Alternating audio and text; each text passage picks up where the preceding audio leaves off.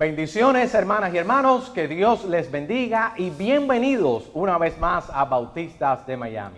En el día de hoy vamos a hablar acerca de la doctrina de la resurrección, acerca de la esperanza de la resurrección, acerca de las buenas noticias de la resurrección.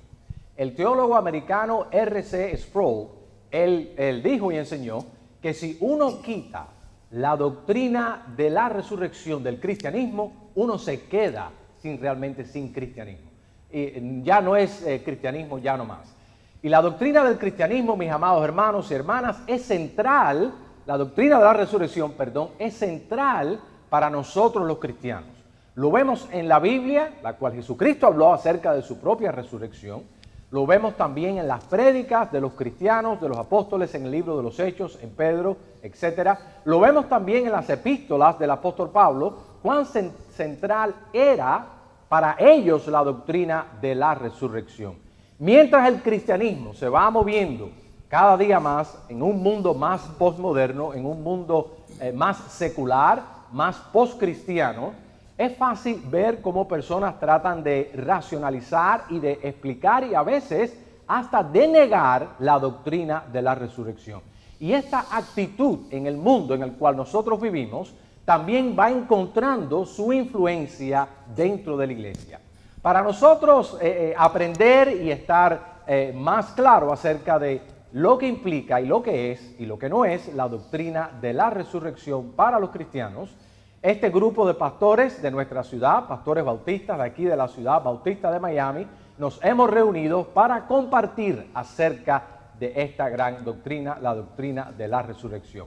Así que vamos a presentar a nuestros hermanos pastores. Por aquí tenemos a nuestro pastor Moreira, Noel Moreira, de la iglesia bautista Northside. Amén. Sí, un placer estar aquí. Gracias. Amén. Qué bueno. Pastor de jóvenes de nuestra iglesia. Que Dios te bendiga. Gloria a Dios. Tenemos también a nuestro hermano pastor José Abella de la iglesia Providence Road Church aquí en Miami. Dios te bendiga, hermano. Un gozo estar aquí con ustedes. Amén, amén. Tenemos también nuestro hermano pastor José Martínez, gloria a Dios. Cariñosamente lo conozco de otra forma, pero no. Nuestro pastor José Martínez de la iglesia Camino de Vida. Un gozo estar acá con ustedes también. Gloria a Dios, qué bueno, mi hermano, qué bueno que estás con nosotros. Esto sucede cuando uno conoce a los hermanos así de cerca, pues qué bien, qué bendición. Nuestro hermano también, pastor Humberto Ávila, que Dios te bendiga, de la iglesia bautista Renacer con R mayúscula, que Dios te bendiga. Gracias y paz, gracias por traerme aquí. Amén, gloria a Dios, qué bueno que estás con nosotros. Tenemos también nuestro hermano pastor Pedro Arnáez, de la iglesia bautista Monte de Sión. Saludos a todos, hermano. Amén, qué bueno, bendiciones. Y nuestro pastor Arturo Hernández, de la iglesia bautista La Hermosa. Bien hallado, gracias por estar acá con ustedes compartiendo la palabra. Amén, amén, qué bueno, gloria al Señor. Así que bueno, vamos a comenzar, mis amados hermanos, vamos a comenzar en esta hora con esta serie de preguntas que vamos a nosotros a ver en el día de hoy. Y vamos a preguntarle a nuestro hermano, darle la oportunidad a nuestro hermano Noel. Hermano Noel, algunas personas creen que las personas que vivían, los ciudadanos, las personas comunes de a pie, que vivían pertenecientes al primer siglo, los compañeros, los vecinos de los apóstoles, vamos a decir, de Pedro, de Pablo, de Jesucristo, que para esas personas en aquella época, las personas del primer siglo, era muy común creer en los reportes de resurrección. O sea que cuando el cristianismo comienza, cuando ellos empiezan a predicar la noticia que Jesús había resucitado de los muertos, que aquellas personas lo creían, las personas del primer siglo, porque las personas del primer siglo creían cualquier cosa. Entonces eran propensos a creer en las doctrinas o la enseñanza, la proclamación de la resurrección. ¿Qué podemos decir acerca de ello? Bueno, primeramente, realmente no es cierto que ellos estaban inclinados a creer en una resurrección a la vez a nivel de un cuerpo humano ser resucitado.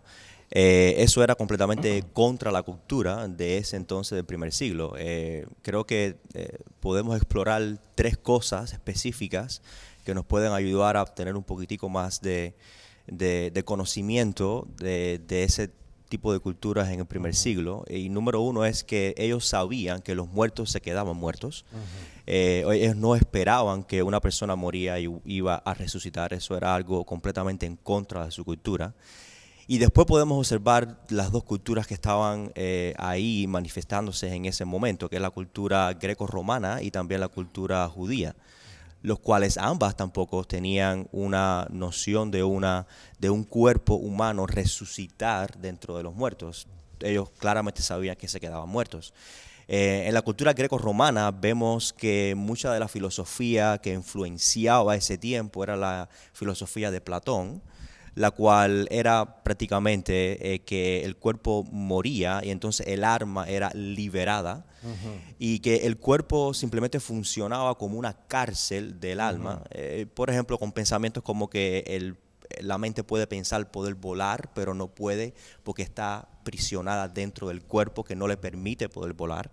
Y pensamientos así. Por lo tanto, los grecos romanos, o sea, lo que la Biblia les llama como los gentiles en el tiempo de Cristo, no creían en una resurrección de un cuerpo porque ellos pensaban que la muerte era una liberación del alma y depende de lo como hubieran hecho en el mundo físico, entonces era donde iban a ir esa alma, pero definitivamente no creían los grecos romanos que iban a resucitar en otro cuerpo humano. Eso era algo completamente contra su cultura. Y bueno, y los judíos, por otra parte, sí tenían un sentir como de una resurrección. Lo podemos ver en el Antiguo Testamento, en el libro de Ezequiel, capítulo 37. Pero igual, la resurrección que ellos tenían en mente no era una resurrección de una sola persona, sino más bien una resurrección a un nivel corporal, a un nivel de muchas personas resucitando al mismo tiempo, lo cual no encajaba dentro de su pensamiento bíblico o teológico, si se puede decir, en ese entonces, en el primer siglo con Cristo. Eso era algo completamente diferente. Las personas no entendían, o sea, no era algo normal para ellos esta noticia de que un cuerpo fue crucificado y resucitado al tercer día en otro cuerpo. Era algo absurdo. Claro, claro. Fíjese, es muy bueno que usted explique eso porque a veces las personas piensan que las personas en el mundo antiguo eran personas estúpidas o eran personas que creían cualquier cosa y lógicamente no lo eran. Esas personas han puesto las bases de muchos conocimientos que nosotros hoy en día usamos para nuestro beneficio, teniendo separados más de 2000 años. Habían cosas que las personas del mundo antiguo sabían que no sucedían. Por ejemplo, sabían que las mujeres no se embarazaban por sí solas. Exacto. O sea, estas son cosas que se sabe que ellos no aceptaban. Y esto fue uno de los asuntos que vemos en la Navidad. Cómo fue que José no quería aceptar, lógicamente, humano, porque él sabía que María por sí sola no puede quedar embarazada. No llega a concebir. Igualmente ellos no aceptaban que las personas por sí solos resucitaban. No, eso no era una noticia que... Exacto. Y es bueno que usted lo haya explicado en ese sentido, mis amados hermanos. Entonces podemos decir que en cuanto a los discípulos de Cristo, la noticia de que Cristo resucitó a los discípulos de Cristo, ¿los tomó por sorpresa? Definitivamente. Incluso vemos que en el Evangelio según Juan, años después de la resurrección de Cristo, es que Juan completamente llega a entender y nos explica de que cuando Cristo hablaba del templo que iba a ser destruido y levantado al tercer día, y es que Juan finalmente entiende después de la resurrección que se estaba refiriendo a su propio cuerpo, porque definitivamente le tomó completamente de sorpresa esta resurrección corporal de su líder, de Jesucristo. Eso fue una sorpresa para ellos. Algo muy interesante también con respecto a eso es que en los evangelios que cuentan con respecto a la resurrección, todos afirman que fueron las mujeres los que primero vieron la resurrección de Cristo. Y esto es algo muy interesante, no de la parte teológica, porque tiene un significado teológico, una conexión de Cristo con la iglesia ahí, pero de la parte cultural es muy interesante porque el testimonio de las mujeres no era verdaderamente válido en una corte en aquel entonces. Simplemente traer el argumento en los evangelios de Mateo, Marcos y Lucas, donde y Juan, o Marcos no, pero bueno, Lucas, Mateo, Lucas y Juan, esa narración de que las mujeres fueron quienes vieron la resurrección de Cristo por primera vez, si hubiera sido una falsa, por ejemplo, no tan siquiera hubiera sido válido, ni tan siquiera hubiera sido inteligente poder presentarlo de esa manera, porque las mujeres el testimonio no era válido. Pero sin embargo, lo que nos deja eso es que es un evento histórico que fue real y que los primeros testigos fueron mujeres y después llegaron entonces los discípulos de Cristo, lo cual lo hace aún más válido la resurrección, porque en esa cultura, en ese entonces, el testimonio de una mujer verdaderamente no contaba. O sea que los evangelistas no estaban buscando embellecer la historia, sino ponerla como realmente se dio. Y una de las cosas interesantes en ese sentido es que tanto las mujeres como los hombres, nadie esperaba realmente la resurrección de Cristo. Nadie. O sea, ellos esto los tomó por sorpresa, fue un detonante realmente. Sí. Qué bien, gloria al Señor. Así que en el mundo pagano, el asunto de la resurrección no era algo que ellos creían, no era algo que se aceptaba. En el mundo religioso habían historias acerca de diferentes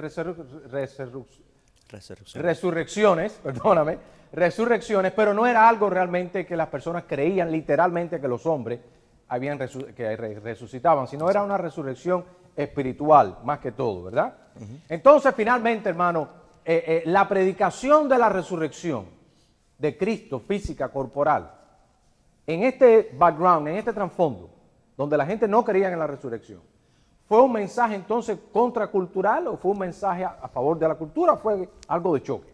No, definitivamente contracultural. Contracultural. 100%. Incluso, normalmente, y era una de los motivos de los líderes religiosos judíos de crucificar a Cristo, de parte de su estrategia, era porque normalmente si surgía un movimiento que muchas personas seguían a un líder, no por lo general, acorde a la cultura, o el líder moría, y entonces cuando el líder moría por X razón, entonces ya ese movimiento paraba en ese momento. O simplemente lo que hacían era que nombraban a otro líder, y entonces ahí tenían que entonces tomar asuntos de otra forma para parar ese movimiento. Esto no es lo que ocurre, que vemos, por eso es algo contracultural, porque vemos la muerte de Cristo en la resurrección, en la crucifixión, y los líderes religiosos no esperaban, o sea, los fariseos, los líderes religiosos judíos, y mucho menos los romanos, esperaban que iba a haber una resurrección de este líder para continuar este movimiento. Por eso es algo completamente contracultural. Ellos pensaban que ahí iba a terminar el movimiento. Ahí iba a quedar todo. Y lo más curioso de todo es que los discípulos no nombran a un nuevo líder.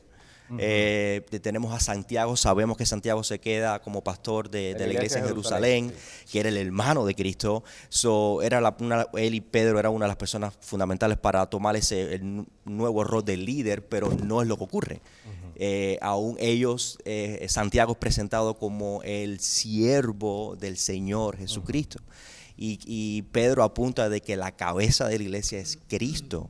Se mantuvo todavía, y eso es claramente porque hubo la resurrección. Ellos fueron testigos oculares y continuaron afirmando ese movimiento que por la gloria del Señor llevamos ya 2000 años. Amén.